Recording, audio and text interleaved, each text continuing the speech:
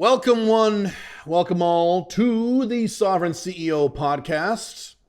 I am your host. It's like I'm a radio host. I am your host, Caleb Jones. And I teach people just like you how to create location-independent businesses, move to a better or less bad country, or at least set up an international backup plan, and do all these things for much less money. Over at my other podcast, the Alpha Male 2.0 podcast, I have several podcasts over there, plus articles at my blogs and various other things about how politics is not the answer. The notion that you can solve any of your collapsing Western world's problems, your collapsing country, to take your country back, to save your country, and do so by either voting for politicians or voting for political parties or protesting or bitching at people on the internet who disagree with you about politics. The notion that that will actually help is wrong.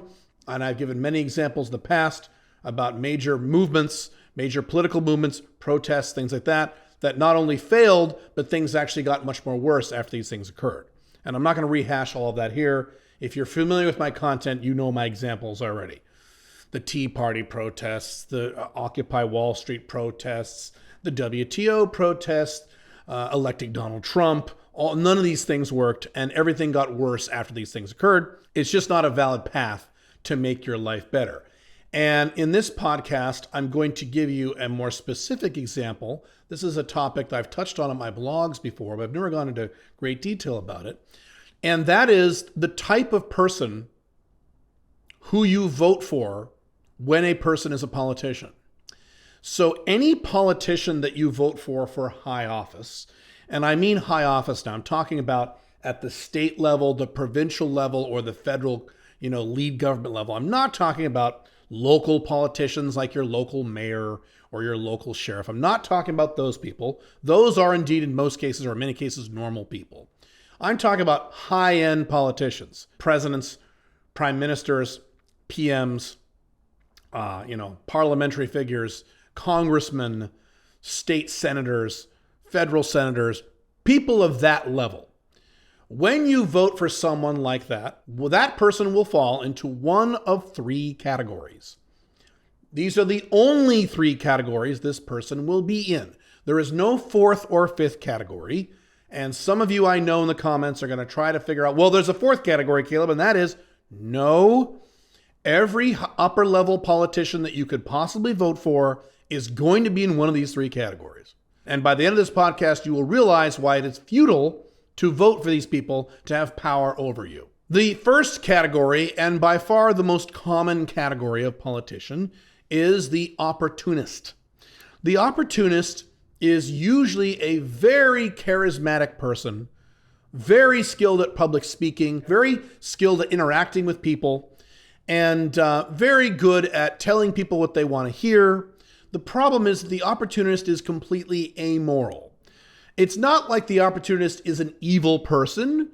Usually they are not. It's not like they have evil intentions. It's that they have no moral center. So they will do evil things. They have no problem whatsoever doing evil things to make sure that they gain and maintain power. The entire operating goal of the opportunist is to attain and maintain power. In some cases, money. Usually it's power if you're dealing with politicians. So this person will do everything in his power, his considerable power, to achieve power over you and to maintain that power as long as humanly possible. And this person will do anything. This person will say anything. This person will lie. Opportunists are horrible liars. They lie consistently all the time. They kind of, quote unquote, have to lie, because if they were honest, they may not be as effective in getting power over you. So opportunists are very effective liars, but they will do and say anything in order to get elected and in order to maintain their position of power over you, including things that are illegal, including things that are immoral, including things that are horrible and disgusting. And again, I want to reiterate, it's not that they set out to do evil things in most cases. It's that they set out to achieve power, and they will do anything necessary to achieve that power, no matter how unethical, amoral, evil it is, because they want power. several examples of opportunists in recent history. And because I'm an American or an ex-American, I will use American examples. I could certainly use European examples, just as many as American examples, but since I come from the United States, these examples are easier. And even if you live outside the United States, most people understand American examples because the entire world watches America. So for this podcast, for the most part, I'm going to give you American examples, but I can certainly give you many Canadian examples, Australian examples, certainly many European examples of these three politician types. In terms of American examples of opportunists, Donald Trump. Donald Trump is a pretty good example of an opportunist. Donald Trump is an example of a guy who didn't believe a goddamn word he said, but was very good at saying it and accomplished a great thing by being the first American president, at least in modern American history, who was elected despite the fact that the elites hated him, because he was so good at telling a certain segment of the population what they wanted to hear. He didn't believe any of these things. As I pointed out in 2016, during the Donald Trump-Hillary Clinton election, Donald Trump was a left-wing Democrat, and a left-wing Democrat for most of his life. He was a moderate Democrat, but he was a Democrat. He only became a Republican when he stuck his finger in the air and saw the certain wins and saw that he could gain some publicity by telling right-wingers what they wanted to hear. He didn't believe any of that stuff, but it worked. As I said at the time, in 2016, as I said, and all the Donald Trump supporters ignored me when I said it, Donald Trump did not give a rat fuck if he ever built a wall. He didn't give a rat fuck about bringing manufacturing jobs back to America. He did not care about any of these things. He said these things to rile up a base and to get publicity so he could get a better deal renewing his TV show, The Apprentice. Only later in the election did he realize he had a chance. He pivoted and said, well, let's really try to do this. He had no intention actually becoming president. He just wanted money, and that transitioned into a position of power. So Donald Trump is a pretty good example of an opportunist. The ultimate example, at least in modern American history, of the opportunist would be Bill Clinton. Another amazing example of an opportunist. Bill Clinton was not only charismatic, but charismatic on a level that most human beings alive have never seen. Those of you who are too young to remember or weren't born in the 90s, Bill Clinton was amazing. He would mesmerize people who hated him. He could just walk over and shake someone's hands and talk to them for 2 or 3 minutes, people who hated him, and they would leave the room just loving Bill Clinton. He was amazing and pure opportunist, very politically skilled, very charismatic, lots of social skills, amazing public speaker, far better than Obama and even Trump. But like most opportunists, Bill Clinton didn't actually believe the vast majority of the things that came out of his mouth. He was lying constantly. He didn't really give a shit about the political issues he talked about. As a matter of fact, as most presidents do, or most of the last several presidents, he did the opposite of what he did as president when he was campaigning. I mean, he was very good at convincing a lot of left-wing single mothers that he was on their side and he was going to take care of them and give them a bunch of free money. And when he got into office, he actually initiated welfare reform, which reduced the amount of welfare Americans got, which is a good thing. I consider that as a good thing as an American. As a matter of fact, of the last 5 presidents, we've had 5 terrible, ridiculous presidents in a row in the United States now. Joe Biden, Donald Trump, Barack Obama, George W. Bush, and Bill Clinton. Of those 5, he was the least bad. But my point is, he was an opportunist. And he didn't really believe any fucking thing he said. And his entire reason for being president was to be president and to have power over people and to get that attention and accolades. Very similar to Donald Trump. Now, to be fair, those aren't the only 2 opportunists. Most American presidents have been opportunists. So Obama was an opportunist. Let's see, George H.W. Bush was a huge opportunist. I'll go into more detail about past presidents in a minute when I go through the 3 types. But the opportunist is the most common and typical type of politician when you vote for a politician. The odds are pretty good that that person is going to be an opportunist. Now, that doesn't mean that all opportunists are really good at lying or really charismatic.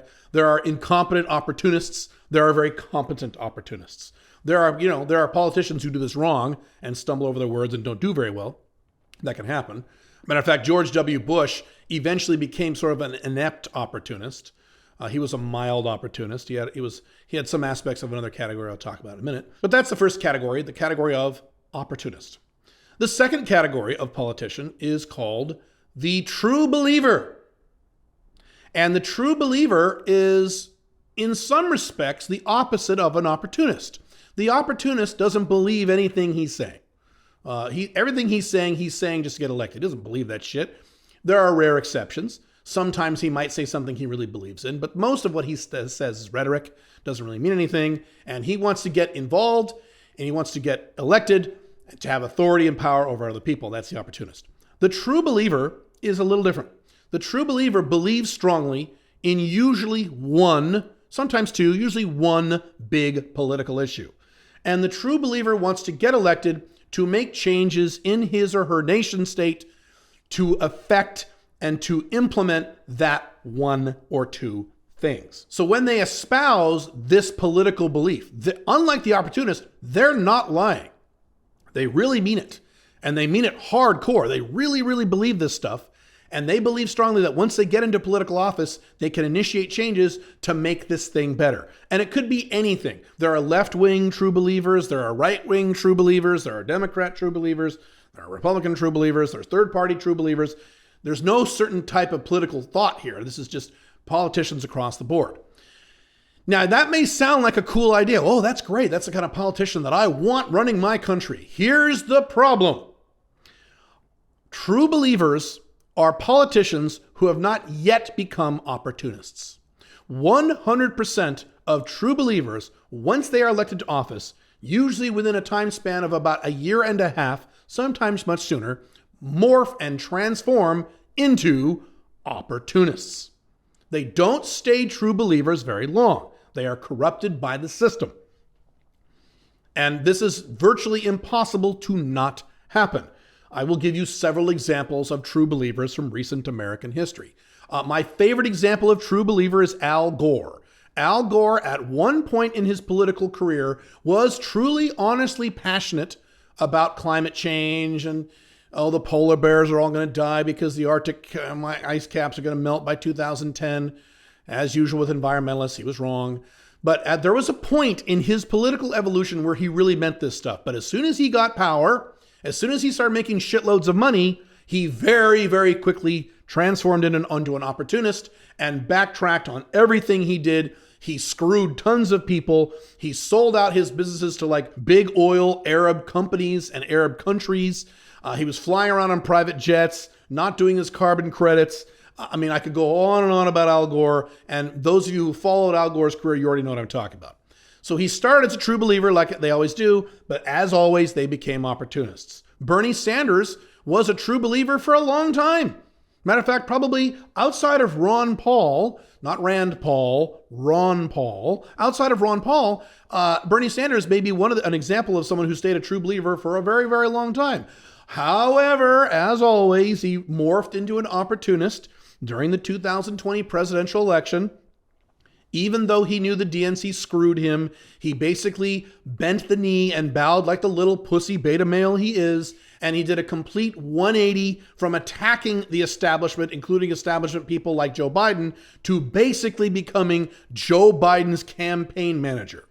And if you were a member of the Feel the Burn group back in 2020, you know how angry his supporters were by doing this complete 180. Yes, because true believers always eventually become opportunists. A true believer is a temporary condition. Right now in the United States, we are witnessing that transformation right now. We've already seen it. Matter of fact, it's already occurred. That is Alexandria Ocasio-Cortez, AOC, who I can't say a lot of bad things about for a certain reason. But my point is, she was a true believer. She really believed in her left-wing stuff. And now in the last, 12 months, year and a half, you've seen all kinds of indications that she's basically become a standard run-of-the-mill Democrat. Yeah, she's very charismatic and people still like her, but she has thoroughly become an opportunist, and now she is thoroughly in that category. So just remember, whenever you elect a true believer, putting that person into high office is not going to help anything.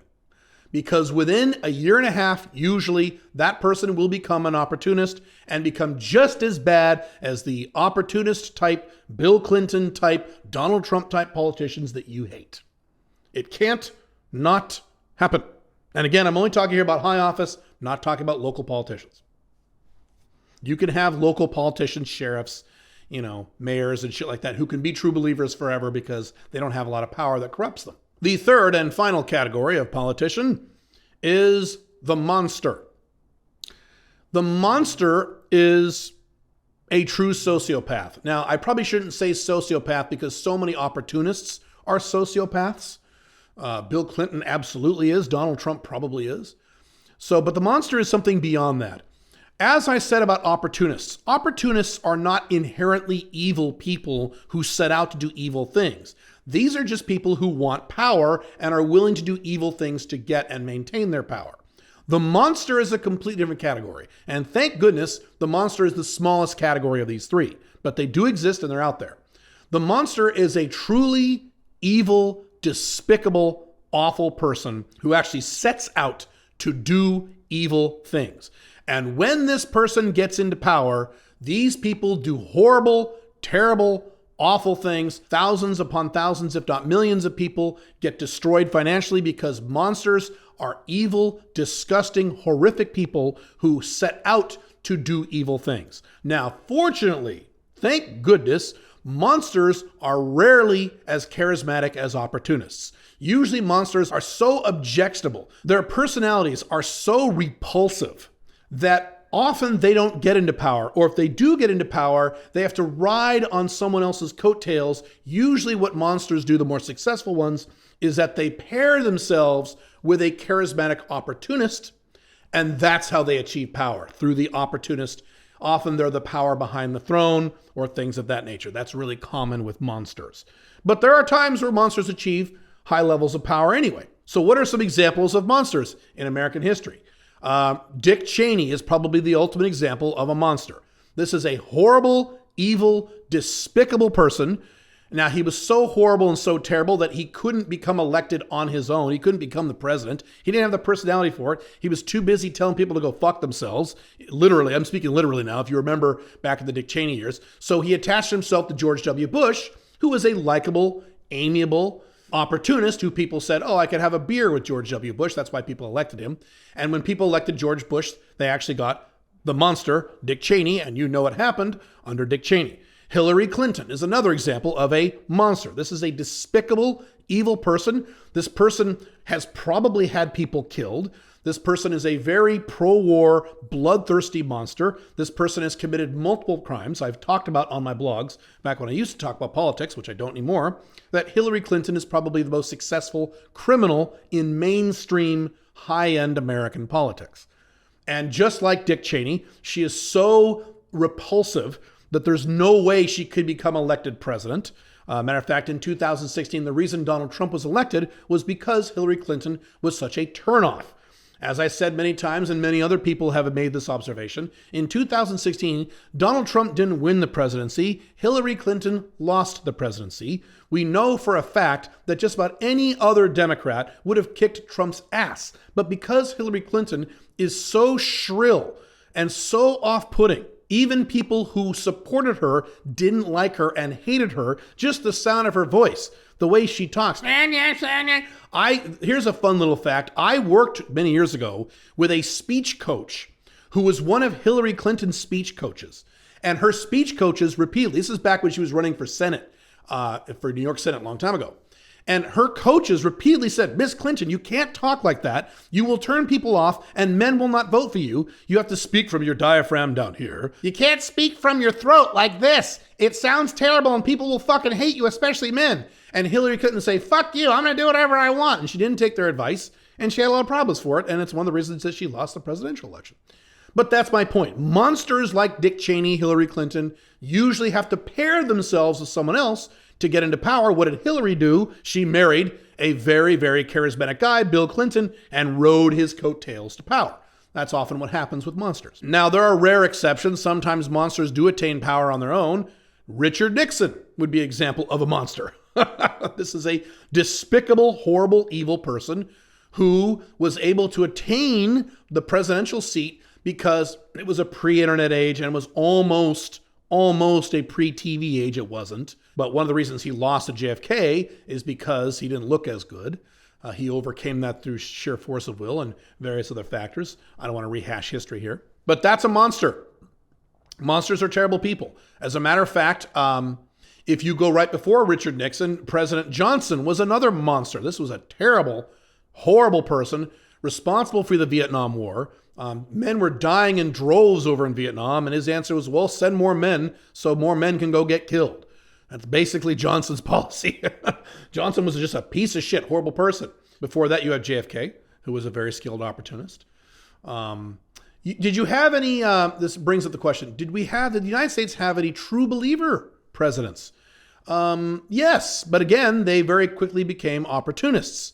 So Ronald Reagan, probably, this is a difficult one. Ronald Reagan was probably a true believer, or at least very close to a true believer, who very quickly became an opportunist as he achieved power as presidency. Here's my favorite Ronald Reagan story. This is a true story. This is not a conspiracy theory. This is documented. Ronald Reagan, when he won the Republican nomination and was going to be the Republican candidate back in 1981, 82 for the 1982 election, they asked him, well, Mr. Reagan, who would you like as your vice presidential running mate? And he basically gave a list of 3 names of people he did not want. I forget who the other 2 were, but one of them was George Bush. George H.W. Bush, not George W. Bush, George W. Bush's dad. George Bush. He says, I do not want George Bush. I don't want that guy anywhere near me. He's a globalist, and the globalists are fucking up the planet. I want nothing to do with that motherfucker. That night, candidate Reagan received a phone call from the Council of Foreign Relations. This is one of these elites, one of these Bilderberg type groups that run the world. We don't know what was said on that phone call. And the next day, who did they announce as his running mate? George Bush. And his own staff were shocked. They're like, wait a minute, he hates George Bush. What the hell? Yeah. So you can see how quickly true believers become opportunists. To find the other true believer president before him, you have to go all the way back to the 1950s. That would be President Eisenhower, who was a true believer, a general, when he became president, but very, very quickly, within about a year and a half, 2 years, became an opportunist. He famously gave this wonderful speech about beware of the military-industrial complex, which was fucking stupid because he was a part of that complex for many years. But anyway, I digress. My point is, when you vote in a quote-unquote democracy, which the United States is not, which Europe is not, democracies really don't exist anymore. These are, at best, benevolent oligarchies. United States, Japan, Europe, Canada, Australia. These really aren't democracies anymore. But when you vote for a politician to have power over you, to run your country, I promise you, the politician is either an opportunist who is lying out of his ass and you're buying his bullshit, which is what happened to Trump supporters in 2016, which is what happened to Obama supporters in 2008, which is what happened to George W. Bush supporters in 2000. You're buying all his bullshit because he sounds so good and he's so compelling and he's so fun to listen to, but he's lying to you. And when he gets into office, he's going to do the opposite of what he promises, which is exactly what happened to Trump supporters, Obama supporters, George Bush supporters, and so on. Or this person is a true believer who will do some good things for a few months, maybe a year on the outside, and then very quickly will become a lying piece of shit opportunist, and you will be shocked at the transformation that you see, and you'll be very upset. Or the third category, a fucking monster. I am shocked at the number of people, mostly women, who really supported Hillary Clinton in the 2016 election. Yes, Donald Trump is terrible. He's one of the worst presidents of my lifetime, and I said it at the time in 2016. He wasn't going to do any of that stuff. But that doesn't mean that Hillary Clinton wasn't a monster. Hillary Clinton is a fucking disgusting, horrible, evil, monstrous person. And the number of people who really wanted her to win was pretty depressing. Just as depressing as seeing all the stupid Trump supporters saying, he's going to build a wall and make America great again. Both sides were psychotic, as is usually the case with the left-right debates in the modern collapsing world. So that's it. Those are your 3 options. This is why I don't vote. I have not voted in an election in well over 20 years. And you shouldn't either. It's a waste of your goddamn time. You're just encouraging them. You should take the time away from thinking about politics and bitching about politics and watching political YouTube videos, and instead put that into your location independent business so you can be free. Your location independent lifestyle. Looking at other countries, moving out of the collapsing Western world, and all of those good things we talk about here at Sovereign CEO. As I have said hundreds, if not thousands of times, Politics is not the answer in the collapsing Western world. Maybe there was a time in the 40s or 50s, maybe 60s or prior, that maybe voting for politicians may have helped. Those days are decades gone. You're just wasting your time and kind of engaging in this circle jerk where you're just fantasizing about what might happen if you elect certain people into office. It's completely useless because those are the kinds of people you get. That's it for now. I will see you in the next Sovereign CEO podcast next week. Have fun. Bye.